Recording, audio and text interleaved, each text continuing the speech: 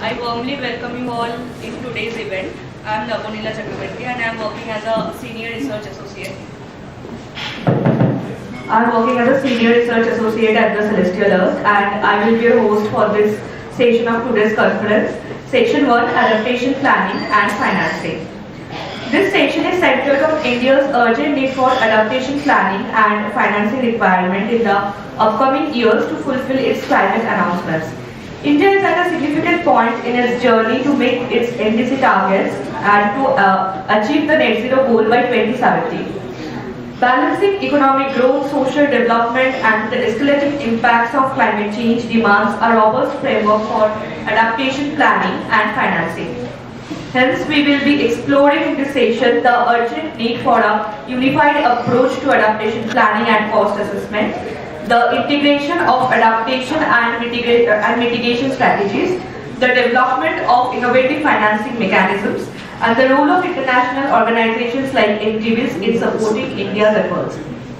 To move forward with this panel discussion, it is my pleasure to introduce our moderator, Dr. Anindya Bhattacharya, Executive Director at the Celestial Earth. Dr. Anindya holds a PhD in Energy Economics from Kyoto University and has more than 15 years of international experience in areas such as energy and resource planning, climate change adaptation, policy analysis and macroeconomic assessments. He has collaborated with global and regional organizations like ASEAN, SAARC and EPIO. Currently, he also works as a guest research scholar at IITs in Vienna. We also have with us esteemed speakers who are well-recognized faces in the fields of climate change, financing and sustainability among others. Firstly, we are delighted to welcome our first speaker, Shri Brij Mohan, who is currently working as a... Please welcome, sir.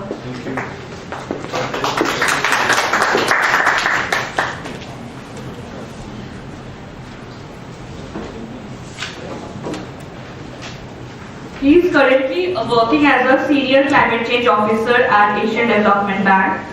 With over 14 years of experience in climate change and low carbon technology projects across the Asia Pacific, he has expertise in mobilizing climate finance, policy development, carbon fund management and implementing a range of GHG mitigation projects including renewable energy, energy efficiency, waste management and urban transport. Next, we are honored to welcome Shri Vivek Adhia sir. Welcome sir, who is currently serving as EAD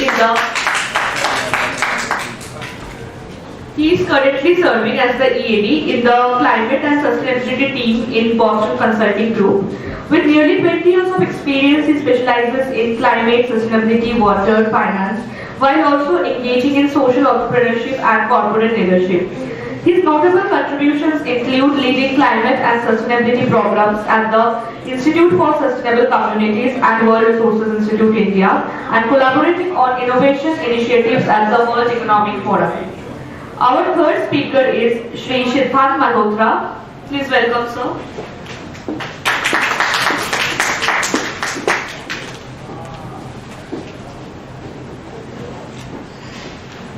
He is currently working as a climate change advisor at GIC. With around 9 years of experience, he is currently leading the NAMA facility funded bilateral project in India.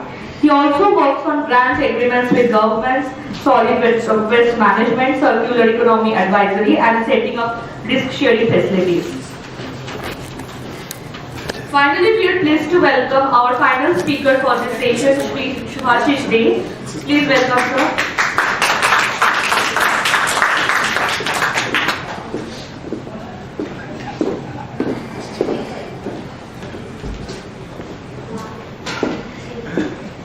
He is a recognized expert in climate finance, energy and sustainability with over 21 years of experience in climate mitigation, adaptation and resilience. He recently co-founded Solutions for Sustainable Living and serves as a climate finance advisor at Climate Policy Initiative. He is also a member of the Working Group on Climate Finance and the Steering Committee for the India Climate and Energy Modeling Forum at TCE. We are privileged to have such distinguished experts with us today, bringing diverse perspectives on climate finance and sustainability. The insights will be shedding light on key challenges and opportunities for India, guiding us towards a more resilient and sustainable future. I now hand over the session to our moderator, Dr. Anindya Bhattacharya, to begin the discussion. Over to you, sir. Thank you.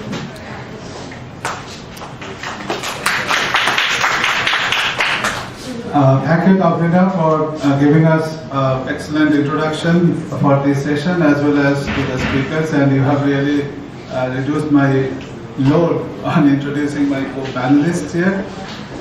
So today we have gathered here. Just before I start this session, I'd like to give a quick background that from which perspective we have identified this very important topic today, and how we are going to deliberate on it for the next 45 minutes.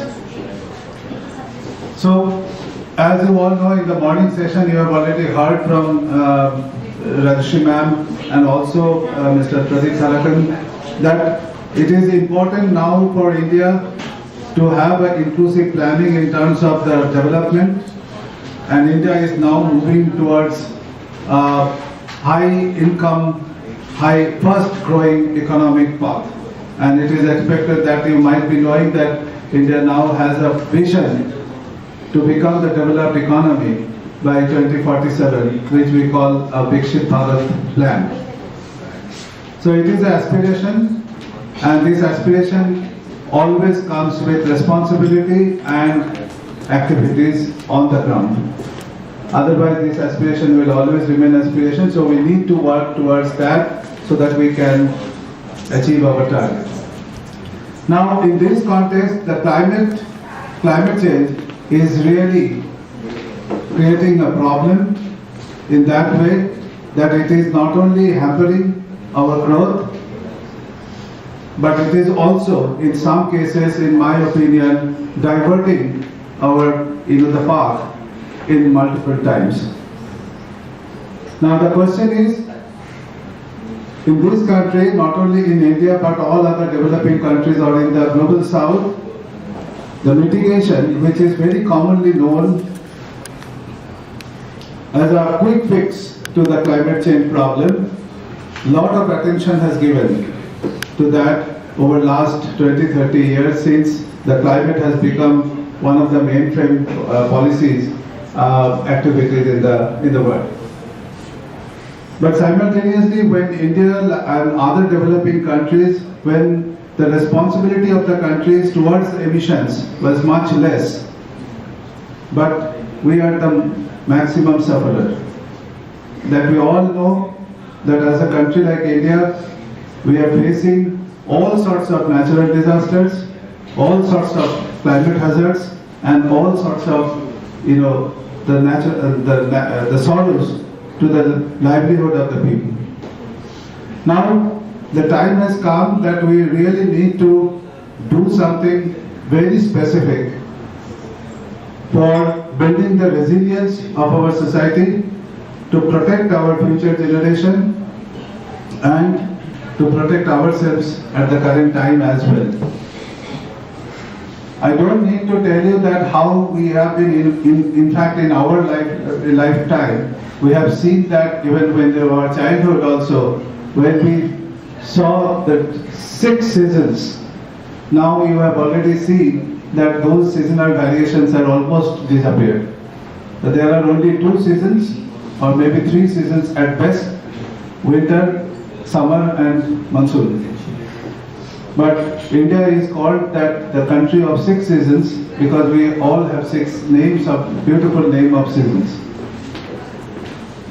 Now this indicates that we need to do something on the ground, and today morning Ms. Ray has already mentioned that how India, as a leading country in the world in the climate domain, is moving in a focused direction towards developing its first national adaptation plan.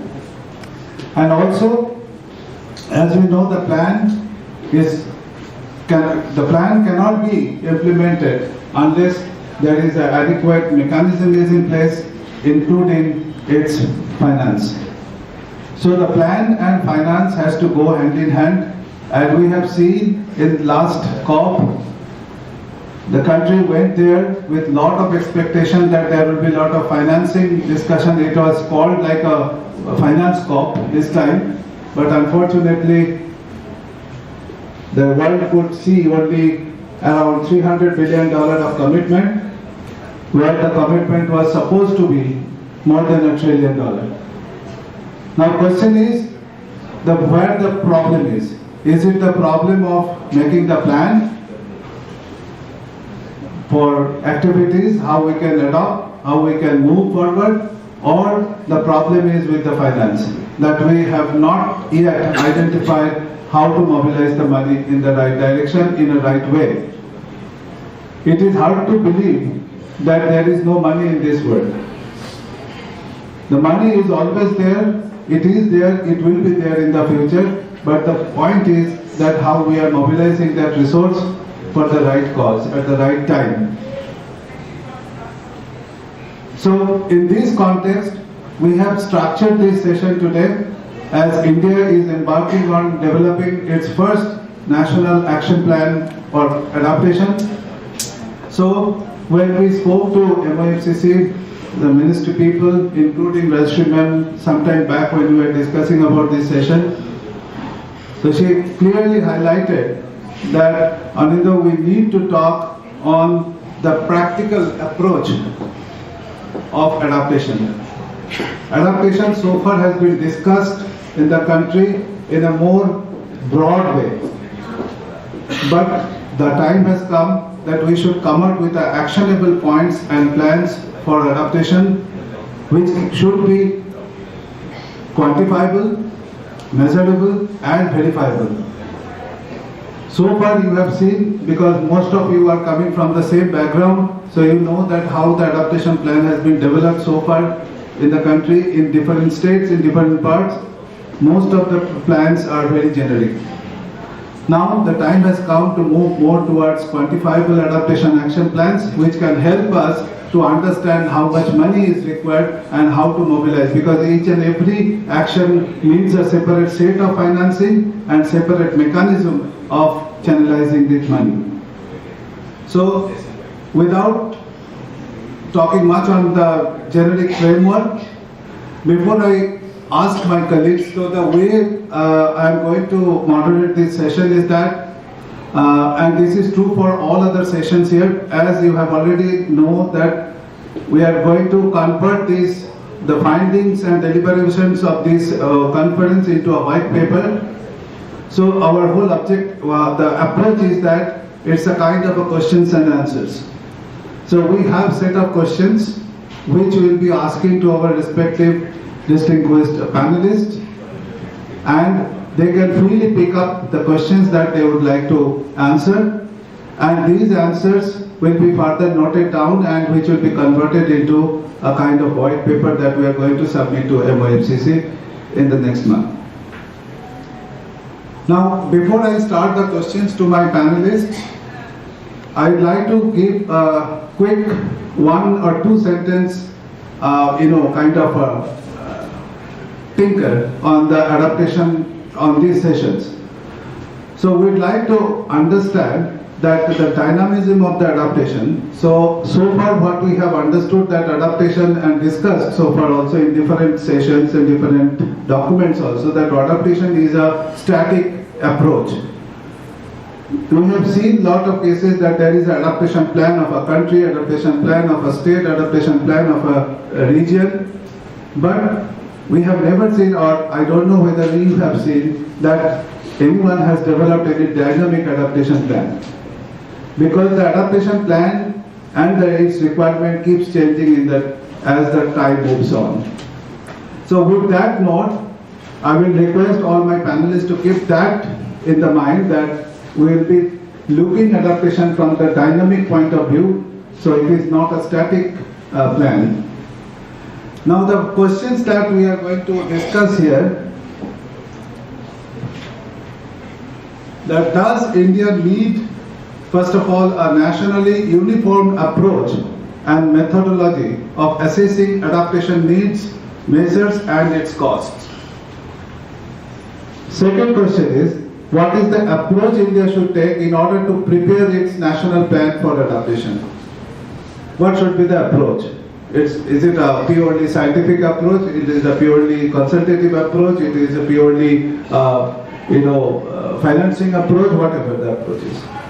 Third, given the fact that adaptation is a dynamic process and has inherent link to the country's mitigation measures, does India need time-bound adaptation measures and action plans to re-evaluate the need and finance in a periodic manner? So instead of having one set of adaptation plans and objectives, can India have a periodic adaptation planning with a short, medium and long-term targets? And whether there should be a requirement of regular monitoring and evaluation of the progress and the need of the adaptation as we move forward. Fourth, what do you think about an appropriate way to address the financing need for adaptation in India? Should that approach be a kind of across the board approach or the generic approach, or it should be the sectoral approach? And finally, can India develop sectoral adaptation financing plan? And what roles the MDBs, multilateral development banks, shall play in India to support the national adaptation planning process? So this is more or less the 5-6 questions that we have identified can contribute, and these questions has been developed in consultation with the ministry. Now, I would like to ask I will start from Shubhashis, because he is sitting in the corner, the beginning of the panel. So, Shubhashis, given your long background on the financing, mitigation and the adaptations or climate finance per se, I'd like to first ask you this question, that what is your opinion in terms of the requirement of nationally uniform approach and method for assessing adaptation needs and the cost of adaptation? What is your opinion on that? Do you think that we should have a uniform approach, or it should be something else? Thank you, Anindya. First of all, thank you for inviting me for this panel discussion. The answer is yes and also no. Yes, from the perspective that we definitely require a uniformity as far as the taxonomy is concerned. As far as I understand, we do not have a uniform climate adaptation taxonomy. Every state and department tag climate adaptation expenses in their own random fashion. So yes, there is a requirement of a uniformity there, and that should be the starting point of developing the adaptation plan. At the same time, since adaptation is local, so there has to be avenues available in that plan to identify and integrate those local nuances into that plan. So I'll pause here and would love to have further conversation on that. Thank you, Shubhashis. I would like to now ask the same question to Siddhant. So, thank you, Anindya. Good morning, everybody. So, I think we also need a sectoral kind of approach here.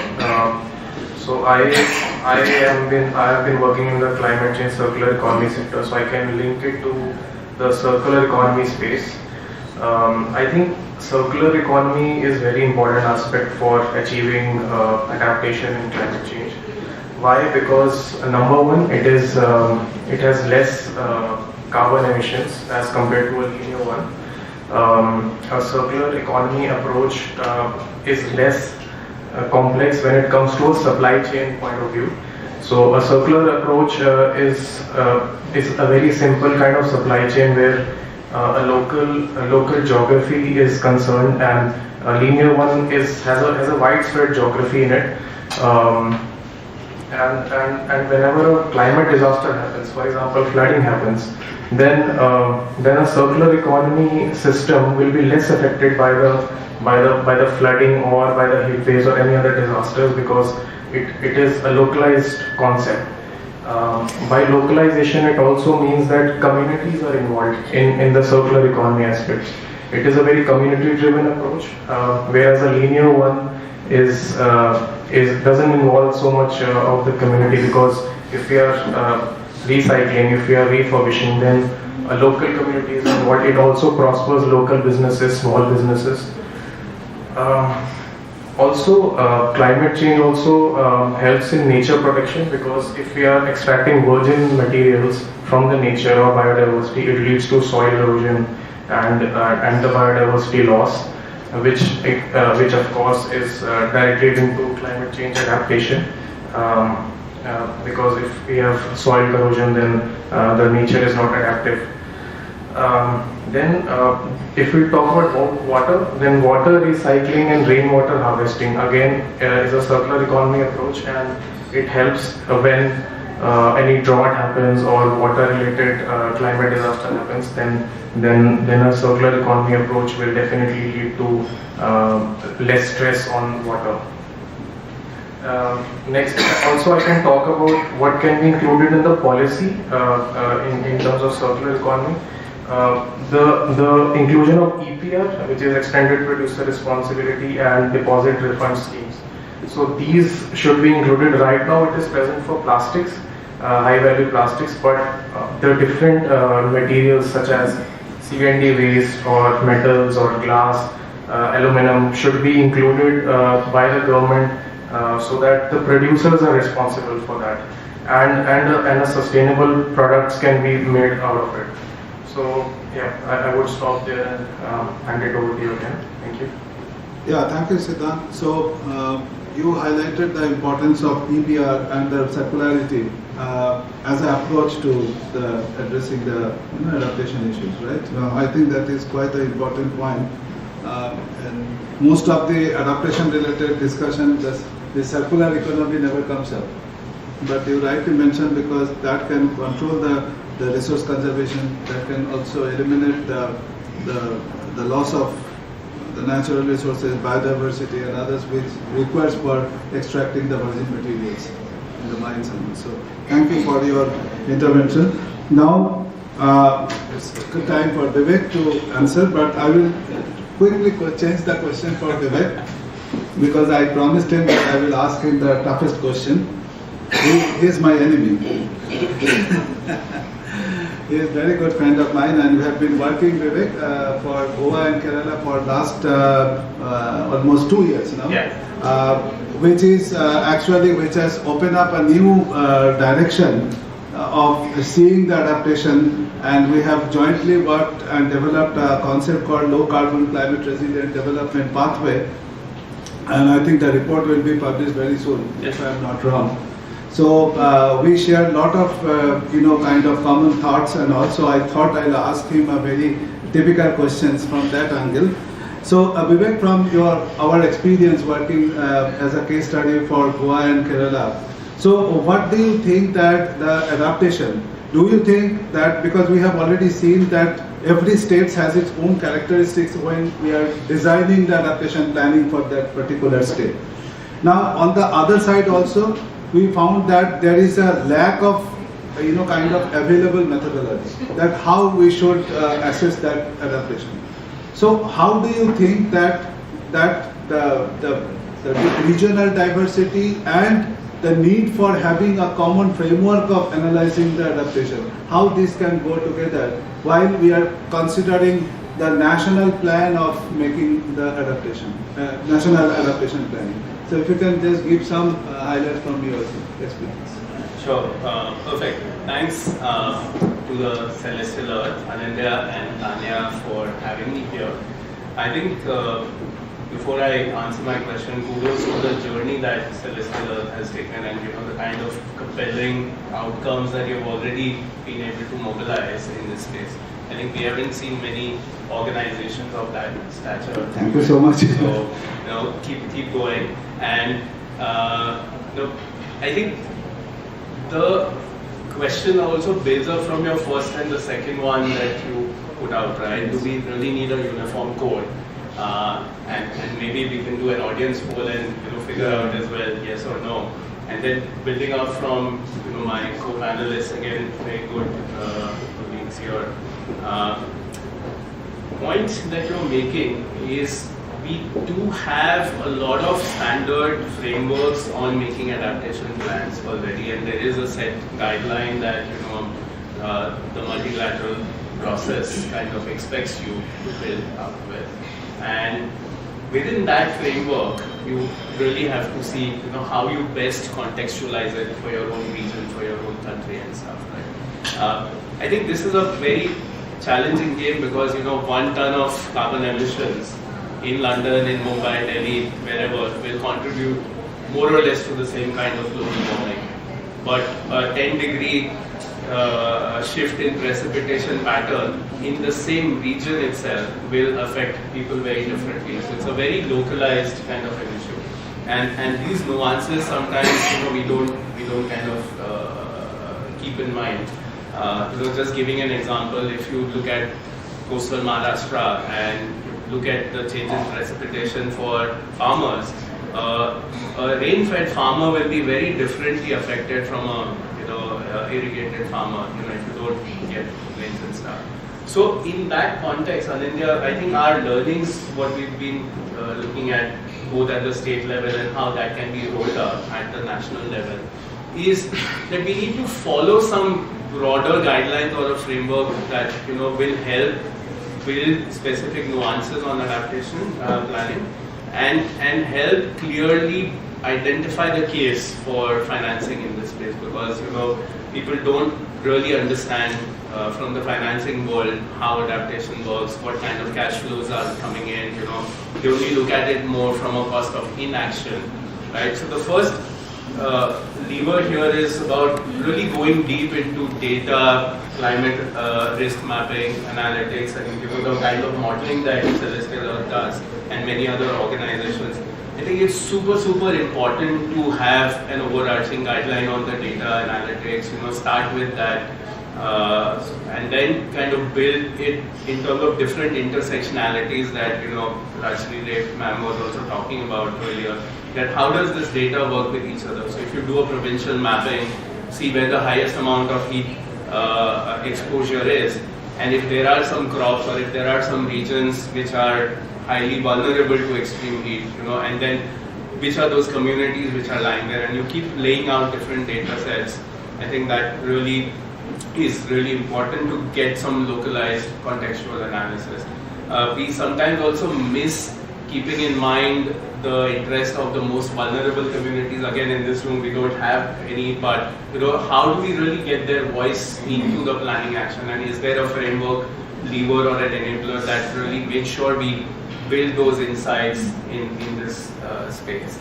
And then look at how do we look at a complete portfolio of ANR solutions, right? Adaptation and resilience solutions. We don't really need to look at an immediate answer. There could be some answers that we would have not thought about before, right? And if you just look at climate and health, for example, we've been thinking about urban heat and resilience and stuff, but we haven't really thought about what could be the pandemics that could come in because of climate, and what will be the precursor to that, and is there a way to predict some of this, because we can do modeling for example. So how do we build in those complete range of solutions, in not just from an infra point of view, but technology like vaccines and stuff, but or business models point of view, and then how do we scale it up, and financing then becomes a critical lever, and exploring all sorts of financing. We've helped launch blended finance facility for the state of Goa that looks at adaptation financing and mitigation, but adaptation is primarily the key focal point. But how do you look at complete range of solutions, right? And I come in from Mumbai. I know there was this big furore about the coastal road that was being made, and the mangroves. We heard about mangroves being the first line of defense. There was this big furore about mangroves getting destroyed and no money getting into it.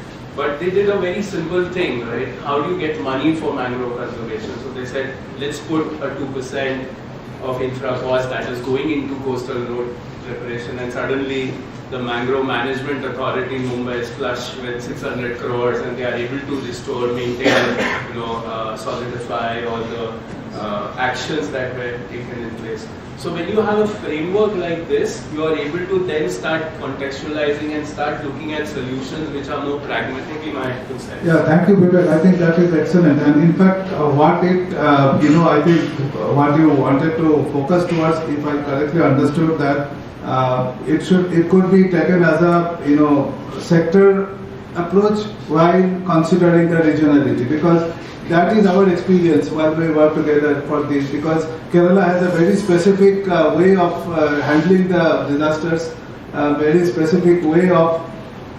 adopting and building the resilience within the community vis-a-vis from compared to Goa, something like that. So this is very, very complex in that way. So it is, I don't think, because though the question has been asked that whether India should move towards a uniform kind of a methodology for adaptation planning and financing, whether it should be regional or sector specific. So this debate, I think it will be very difficult to get a one answer to this, but this discussion will continue, I think, for quite some time. Vivek, thank you very much for highlighting from your experience. Now I will come to Brij. Brij is representing the money part, which we are all talking about, which we are all thinking that this is something, if you really want to see something acting or happening on the ground, the money is the key factor. And he is bringing that money on board. So I will ask Brij to highlight that.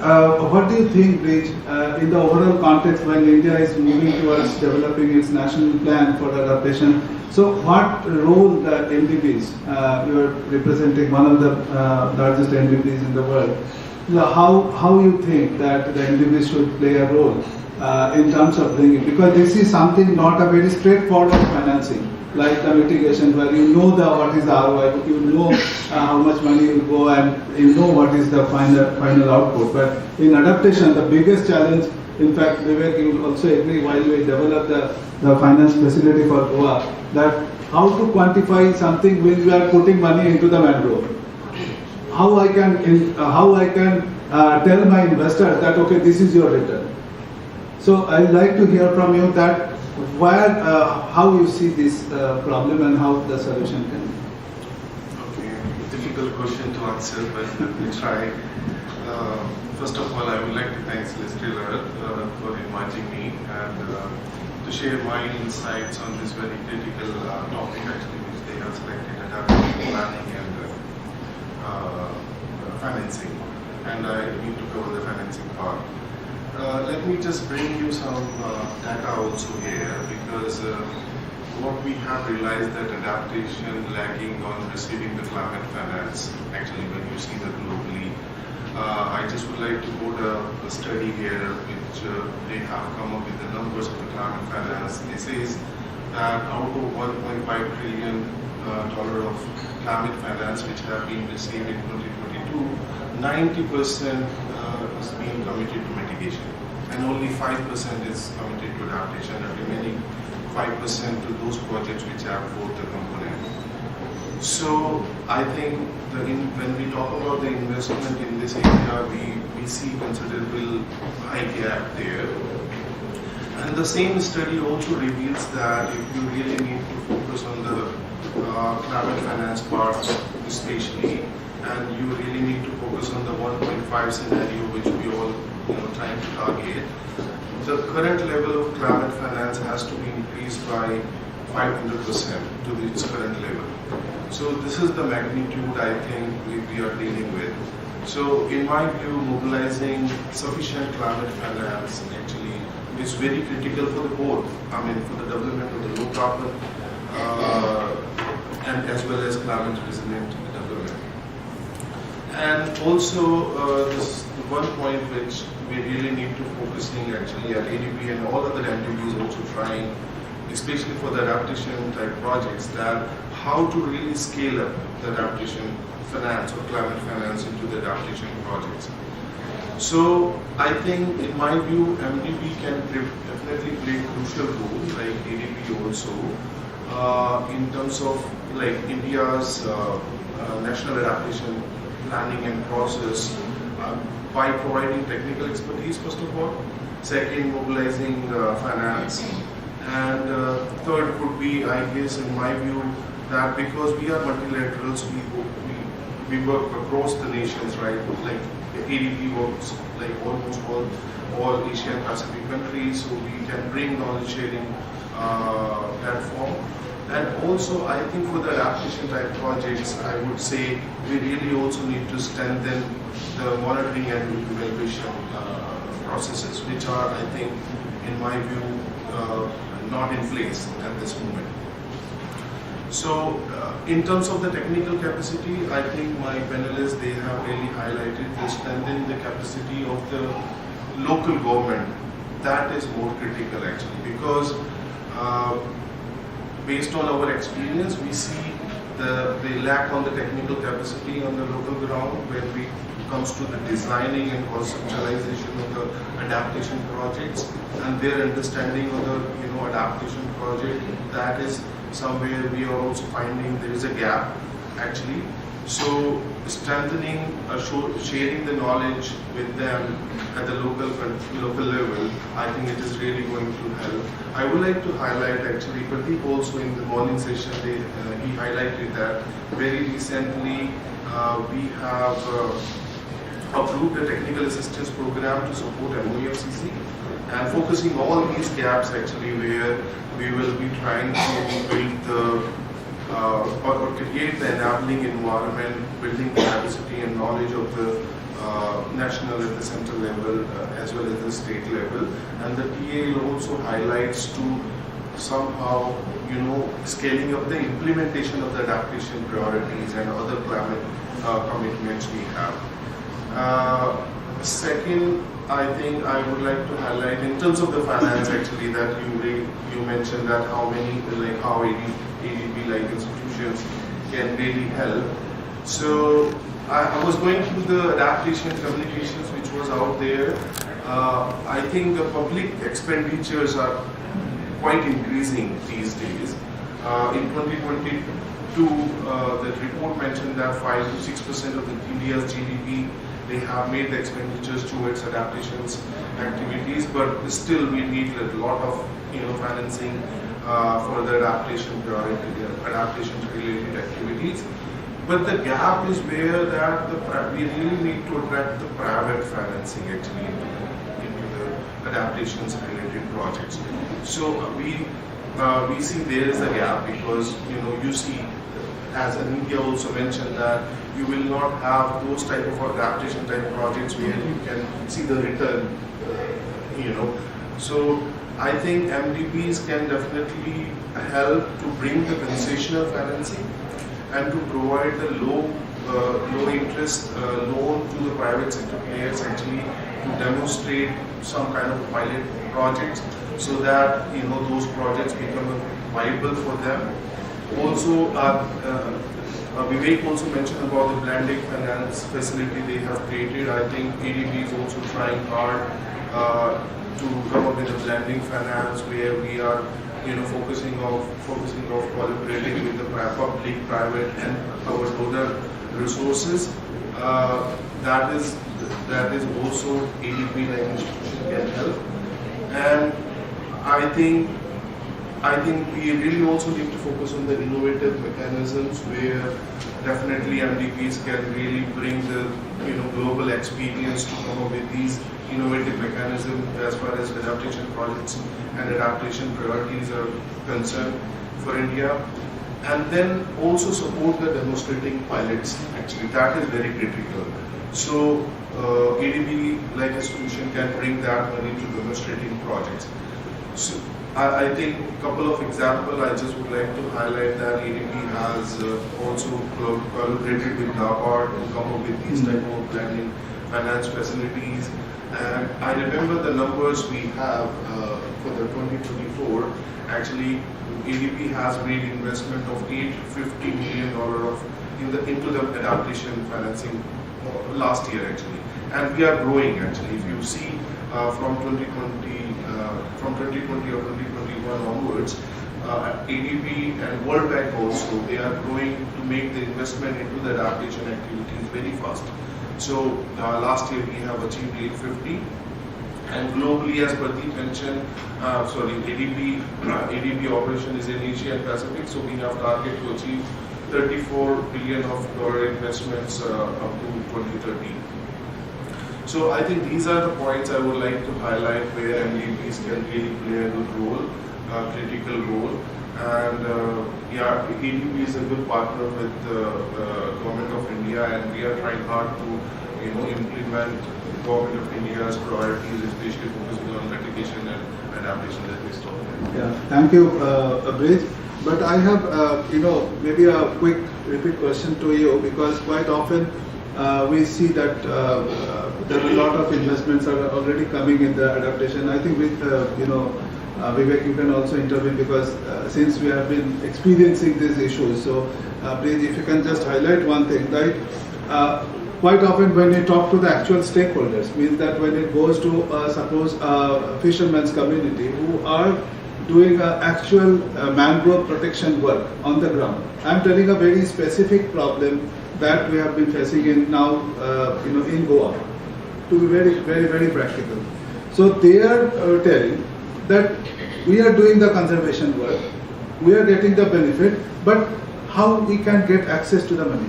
Because quite often the system is still following the standard way of channeling the money to the lenders, to the borrowers. So do you think that now the time has come for NBS to think, as you mentioned right now, that innovative mechanism? Now what that innovation means, because this word innovation, we have been listening. It is not something that I am telling personally, don't take it otherwise. I am telling that this innovative financing, we have been very, listening everywhere. Now question is that what that innovation is, which can actually take the money to the last mile, to the fisherman, the poor fisherman who wants that money to protect the mangrove for, better, fish cultivation.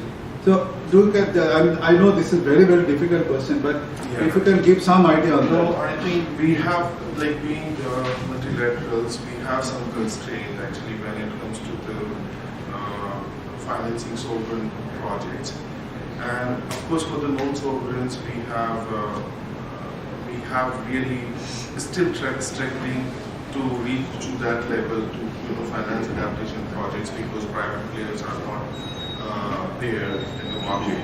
But to highlight, to just answer your question, so because ADB has to maintain the scale of business also, when it comes to lending for the projects.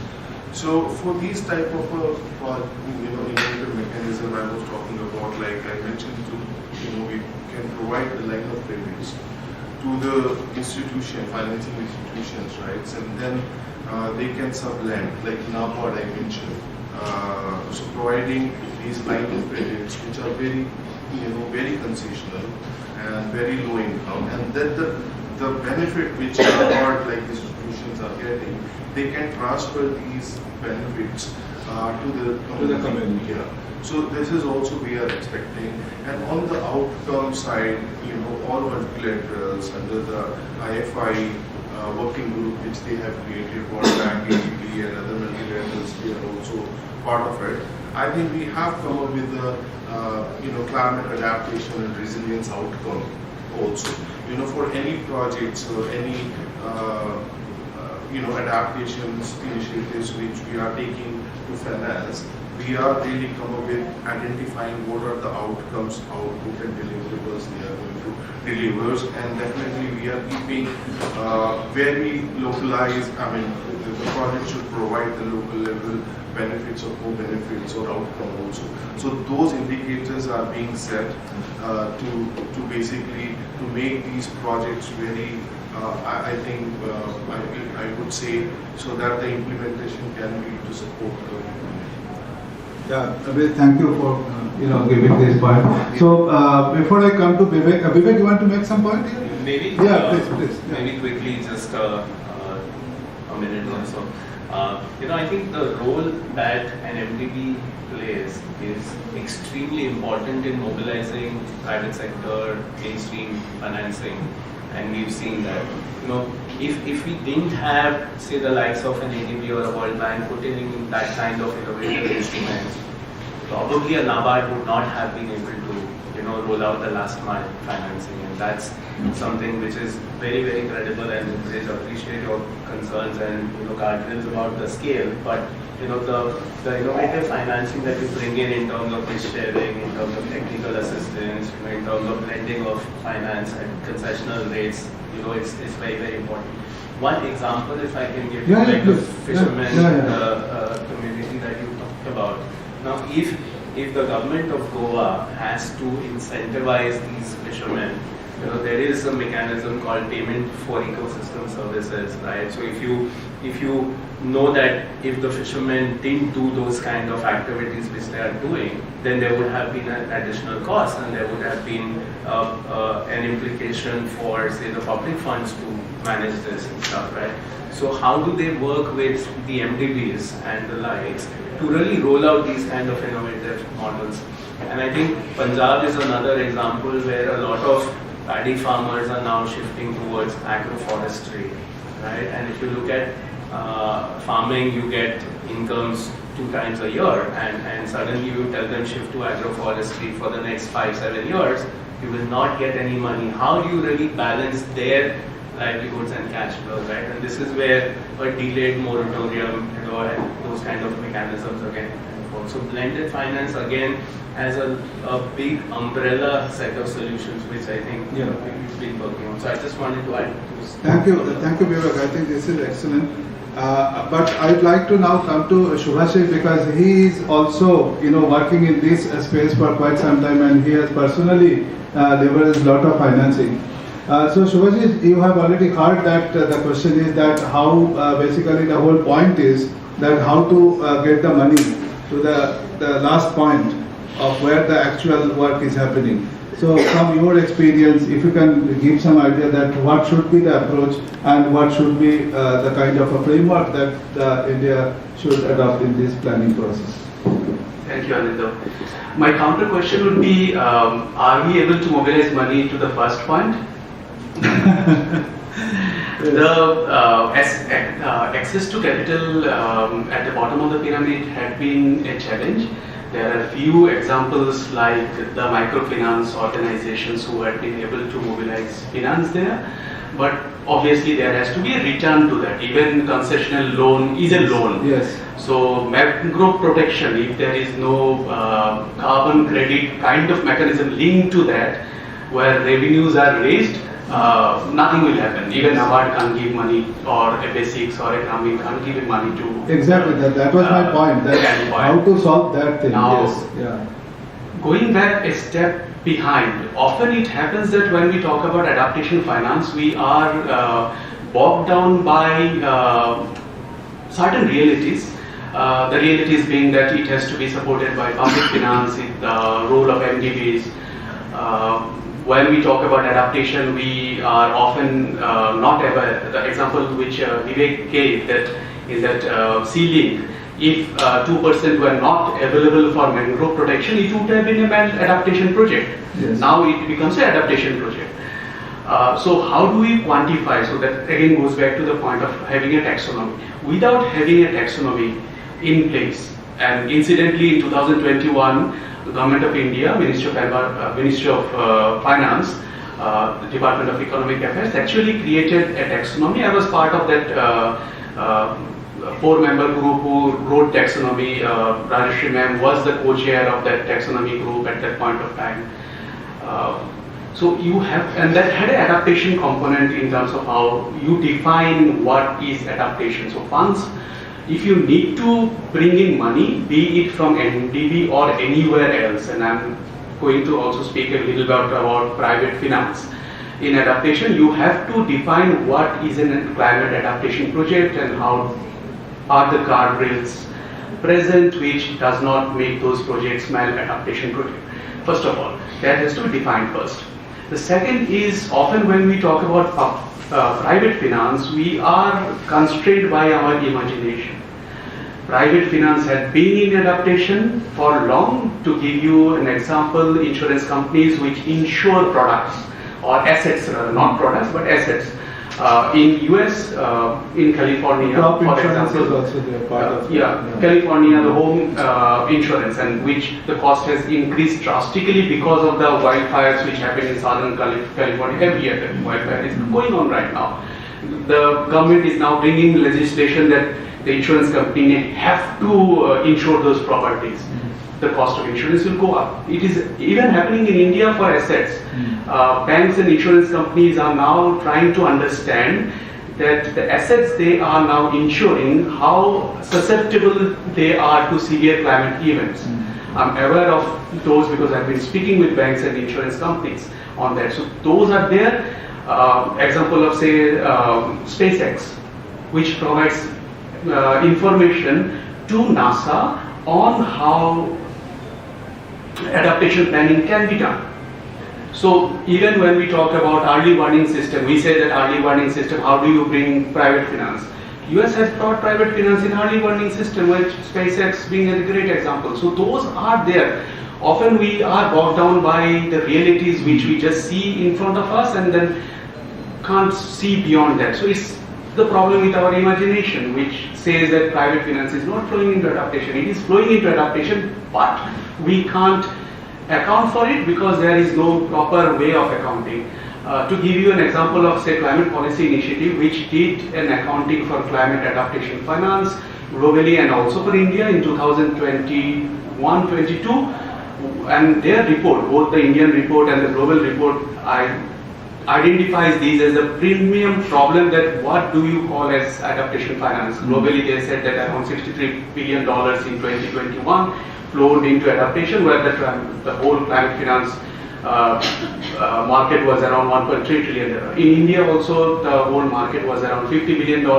Out of that, a small segment they could identify as adaptation because they don't know what project can be identified as adaptation So project. do you think this is a problem of the taxonomy, like to identify this? Definitely, because you don't know what is adaptation, and everybody defines adaptation project in a different nomenclature altogether based on their own requirement.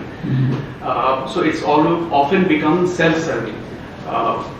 Now, again, going back to your initial question that how do you bring money to the last mile, there are ways and means of doing that.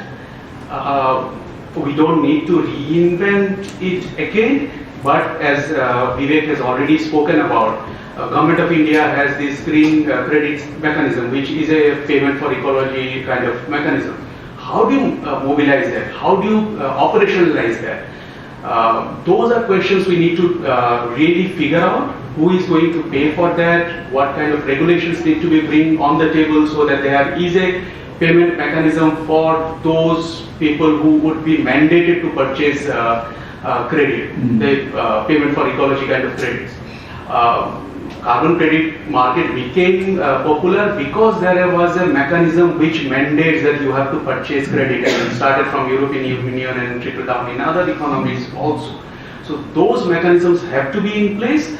Other than that, some fishermen who is maintaining those mangroves will not be getting. So you mean to say there should be some market-based instrument available to the those market-based instruments are already available, but there is no understanding of who are going to be the market.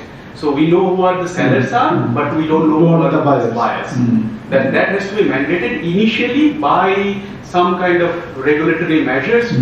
If that doesn't happen, and we know that there has been a mandate similar to this by Pollution Control Board in past, where various like for circular economy, there is a mandate that if you are a producer of plastic, you have to do 10 different things, which also brings money on the table, which supports the people at the last mile. So examples are there, whether they are operational or they are successful, that's a different debate altogether. Success often lies not so much on the construct of the methodology or the approach, but also on the implementation. We know in India, getting something implemented is not that easy. It's not that easy. We have to battle for every small things which is supposed to be very easy, but becomes complex as you try to execute it.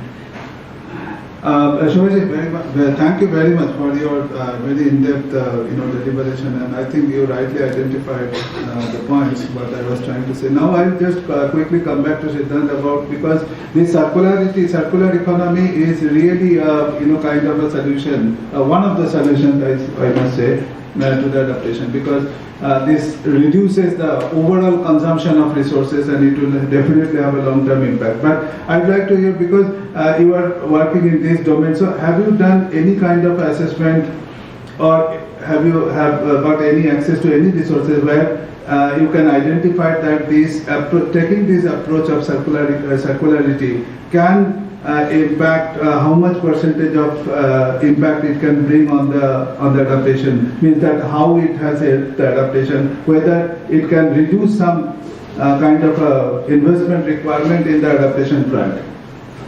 So can you highlight something on that front?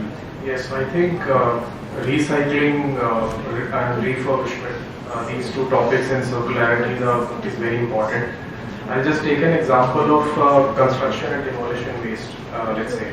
So if we have to make a paver block, so for that to happen, if we have to make it from virgin materials, a site in Rajasthan has to be stone crushed, and then a paver block has to be mixed with other materials, and then it has to be transported to Delhi, which also is very carbon intensive because of the logistics. Whereas the use of construction and demolition waste, which is happening in Delhi anyways, a paver block can be made out of that waste in the vicinity itself, in a smaller vicinity or a bigger plant which can exist just outside Delhi. So this not only saves emissions but also saves our biodiversity and the land that is going to be crushed in Rajasthan, let's say, or any other area. So of course that helps in adaptation, but a particular percentage is not yet identified, or I'm not familiar. Anyway, I just asked you that if you know. So using that example and refurbishment. So refurbishment is linked to the sustainable design. So a sustainable design should be incorporated by a policy in India. It currently does not exist. Any eco design does not exist.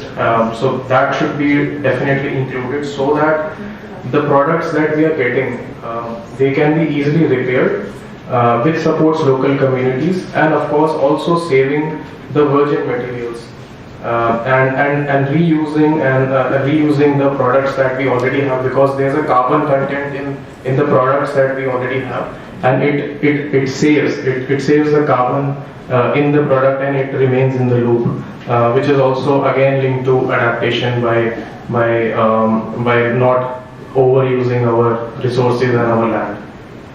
Thank you, Siddhant.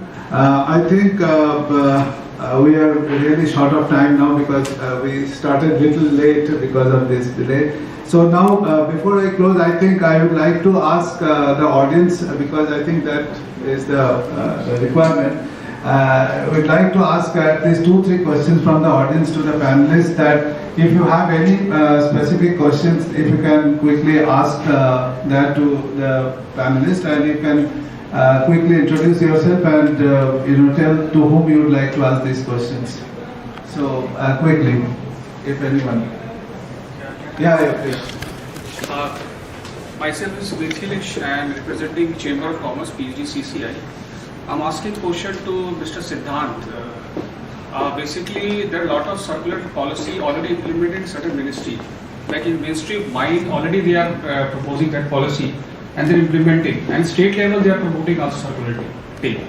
And if state and central integrate itself, I think you get a lot of solution also. Right? Even all the stakeholders should be industry. And industry should be sensitized for what is the importance of sustainability and how sustainability thinks. And sustainable design, basically, there are a lot of premium institutes like NID, IIT, all are doing working, but they are working in silos. For this, we need, you can say, sustainable design policy where MSME as well as big industry can work. And the ecosystem, you can say, very heterogeneous. So we have to work on different aspects how we get the solution. regarding the, you can say, climate adaptation part, there are a lot of international experience. We take this experience in a nice point, and I think even pre-budget recommended proportion is going on. There is no, I think, organization propose about these type funds. You can do a one representation to the government, to concerned department, like we need this fund for this point, and do the justification. I think in this budget you get the fund also for that. We are dependent upon multi-sector fund, or you can say other organization fund. Because we are really running out of time. Yeah, this is the question which asked. And any fund you are coming for this adaptation plant that from ADB? You're talking about the adaptation fund? Yeah. Okay. I think we have a few funds created within ADB, where ADB is administrating those funds. We have donors who have contributed to those funds, but those are not specific to India, right? Those are, of course, our developing member countries, including India, can access those funds through the project which we are financing, right? So, I think they continue. Really? Okay. So, I think those funds are available within ADB, right?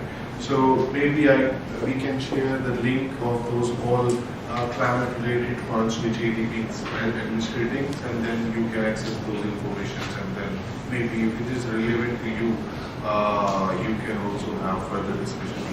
Thank you. So we can take one more question only because, yeah, please go ahead. Yeah, this is actually a general question, but directed specifically to Mr. Brij, Mohan, and after that anyone else can add as well. But typically renewable energy is thought of and talked of more from the perspective of climate change mitigation. I just wanted your views on what would be something that could be considered for climate adaptation from the renewable energy access perspective.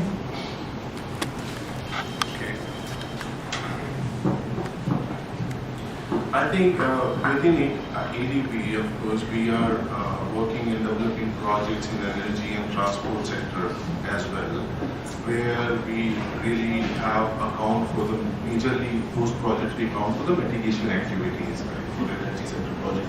As you mentioned, renewable energy and other type of the energy sector project, transport sector project, also e-mobility and all. So. But if you look at these sector projects, especially energy and transport, these mitigation-focused sector, there also we are trying to integrate adaptations measures, right, within these type of projects, which are definitely we are representing as a co-benefit, or which are incremental to the current practices, so that your infrastructure projects can become adaptive to sustain all this climate-related risk. So many examples you can see, like even in the transmission and distribution sector projects, where you are having the revampation of the distribution companies or distribution networks, where you can apply newer technologies which can really be sustainable in the having impact of climate change. Many examples are there. And in fact, I can also tell you that we have a session exclusively on this in the after lunch, so you can also get a feedback. So I think. That's all me. I think we should be able to tell what. So the way it's defined, and I can give you a real life example from my past experience in Chittagong SEZ, they call it EPZ. There, the renewable energy project, mostly solar rooftops, were integrated into that SEZ as an adaptation measure. How it becomes an adaptation measure? Because that area is cyclone proof. When there is a cyclone, the normal grid ceases to exist, and we have seen that in past, but those small modular systems can provide you electricity. Similarly, in drought prone areas where you have a thermal power plant and the thermal power plant can't generate because of non-availability of water, because that water is used for other areas like agriculture and all, so it ramps down. Renewable energy can actually act as an adaptive measure in those cases also. Okay, thank you very much. And I would really like to close this session because we are running really short of time now. So we have 2 more sessions before lunch. So, so thank you very much, my all panelists. And